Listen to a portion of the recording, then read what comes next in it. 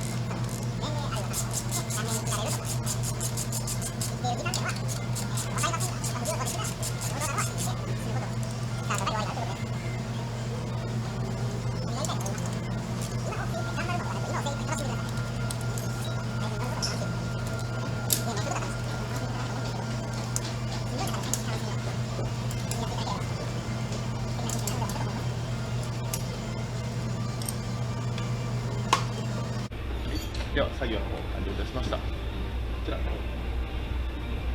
ニューホイール、ニューホイールじゃねえわ、ニュータイヤでした。すいません。はい、こちら新しいタイヤに組み替え作業終わりました。本日作業完了いたしまして、注意事項といいますか、再度おさらいをしていきたいと思います。はい、タイヤ外す際は、左右カラーというのがあります。これで、タイヤのセンターを測っているセンターに持ってくるカラースペーサーとなっております。これが左右逆転しないように、もっとあったところにもっとあった位置につくようにちゃんと印をしておくなど、タイヤ組み替え、ホイール脱着の際は気をつけてください。あともう一つ、ブレーキのシム、このブレーキの方にもシムスペーサーが入ってたりはします。ブレーキが外品のものに変わっている時とかなど、シムが入っている場合があります。こちらのシムも、上下上下、違う厚みであったりとかするので、またそれも測りながら気をつけてください。以上、こちらのタイヤのご紹介となりました。なかなかとなりましたが、ご視聴ありがとうございました。See you! Have a next time!